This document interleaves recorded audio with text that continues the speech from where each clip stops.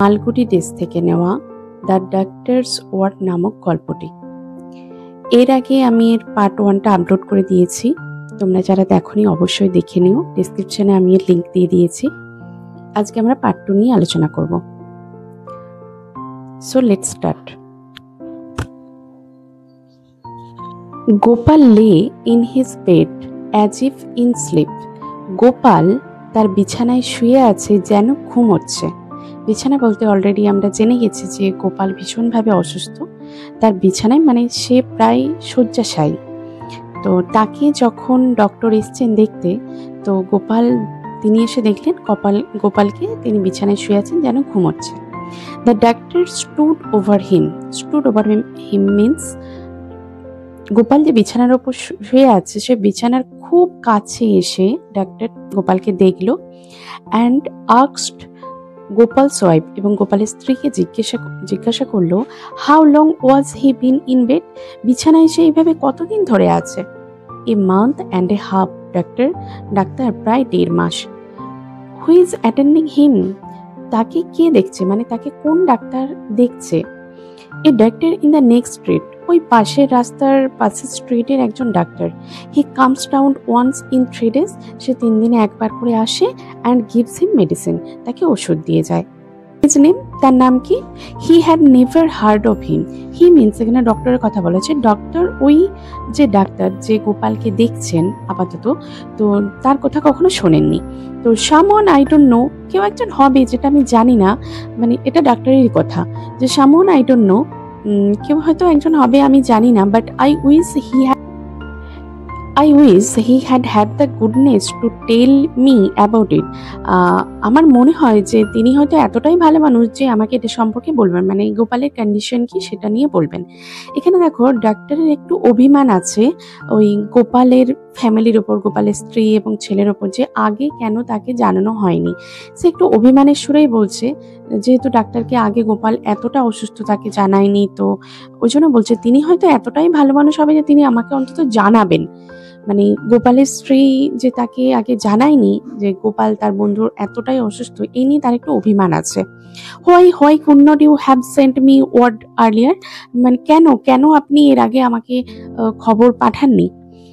We thought you would be busy, আমরা ভেবেছিলাম আপনি ব্যস্ত থাকবেন।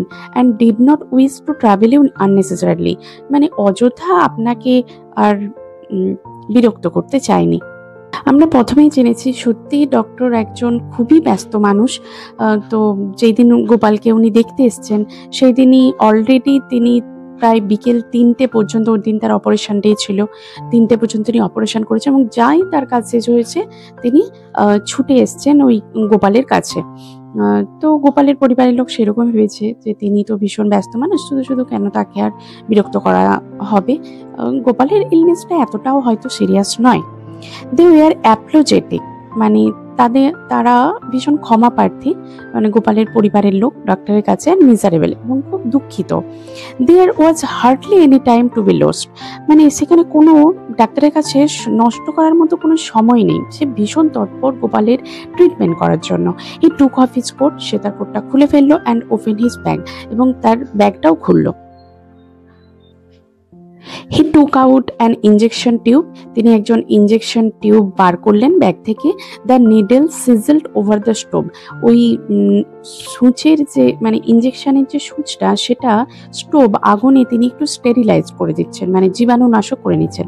সিজলড বলতে যখন স্টোভটা জ্বলে তখন যে একটা হিসিস শব্দ হয়, শব্দ হয়, তো নিডলটা পোড়ানোর সময়। তো সিজলড কথাটার অ্যাকচুয়াল অর্থ হচ্ছে হিসিস শব্দ করা, কিন্তু এখানে নিডলটাকে তিনি ওই স্টোভের মধ্যে স্টেরিলাইজ করে নিচ্ছেন, এটা অর্থে এখানে সিজল ব্যবহার করা হয়েছে। The sick man's wife whimpered in a corner, ওই অসুস্থ মানুষ অর্থাৎ গোপালের স্ত্রী হুইম্পার্ড মানে ফুপিয়ে কাঁদছে ইন এ কর্নার, ওই রুমেরই একটা কোণে। অ্যান্ড এসেড টু আস্ক কোশ্চেন, এবং চেষ্টা করছেন যে কিছু প্রশ্ন, গোপালের শারীরিক অবস্থা কেমন সেই নিয়ে ডাক্তারকে কিছু প্রশ্ন করবে। সে যেটা চেষ্টা করছে, সে কিন্তু প্রশ্ন করেনি। প্লিজ ডোন্ট আস্ক কোশ্চেন, দয়া করে কোনো প্রশ্ন করবেন না। স্ন্যাপ দ্য ডক্টর, মানে ডক্টর তো এমনিই তাদের প্রতি একটু অসন্তুষ্ট হয়ে আছে বা রেগে আছে যে তাকে কেন আগে খবর পাঠানো হয়নি। স্ন্যাপটা মানে হঠাৎ করেই যেন উত্তরটা দিয়ে বসলো একটু রাগান্বিত ভাবে।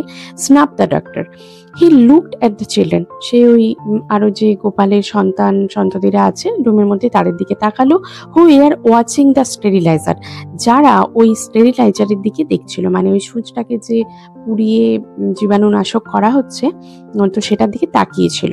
অ্যান্ড সেড, এবং বললো, ডাক্তার দেখে বললো, সেন্ড দেম অল অ্যাওয়ে সামহার, ওই শিশুগুলোকে অন্য কোথাও পাঠিয়ে দিন, এক্সেপ্ট দ্য এল্ডেস্ট, শুধু বড়কে এখানে, বড় যে সন্তান তাকে এখানে রেখে দিন।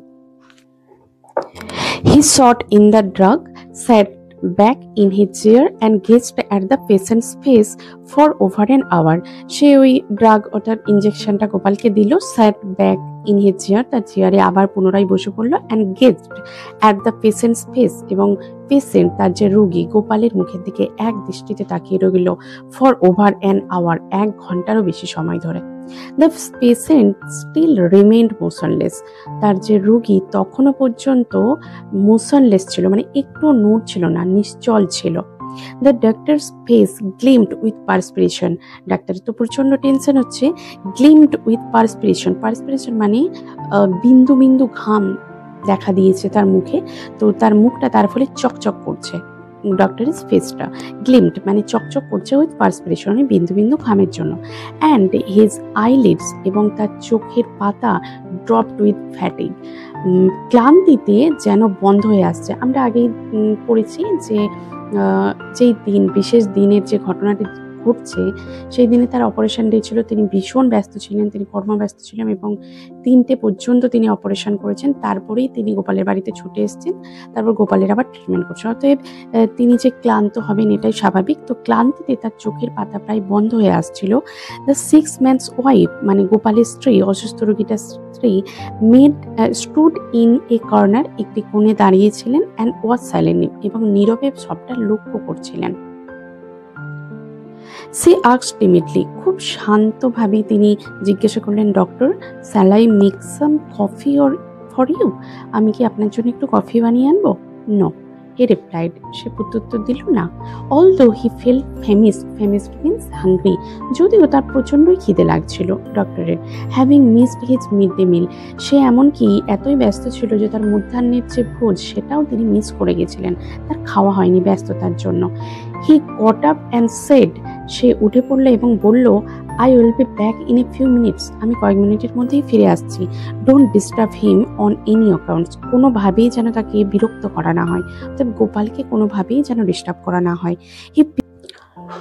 হি picked up his bag and went to his car, সে তার ব্যাগটি তুললো, ব্যাগটি নিল, and went to his car, তার গাড়িতে চলে গেল। In a quarter of an hour, প্রায় 15 মিনিটের মধ্যেই হি ওয়াজ ব্যাক, তিনি ফিরে এলেন, ফলোয়েড বাই অ্যান অ্যাসিস্ট্যান্ট, তার সঙ্গে একজন সহকারী নিয়ে এলেন, অ্যান্ড এ নার্স, একজন সেবিকাও। The doctor told the lady of the house, ওই বাড়ির মহিলাকে অর্থাৎ গোপালের স্ত্রীকে বললেন, I have to perform an operation, আমাকে একটা অপারেশন করতে হবে।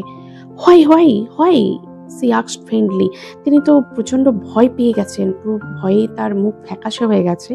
তো তিনি জিজ্ঞেস করছেন, কেন? অপারেশন মানে খুব গুরুতর বা সিরিয়াস কেস না হলে কিন্তু অপারেশন হয় না।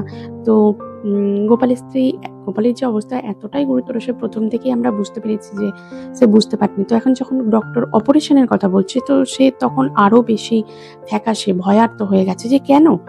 I will tell you all that শুন, আমি খুব শীঘ্রই আমি আপনাকে সে ব্যাপারে বলবো।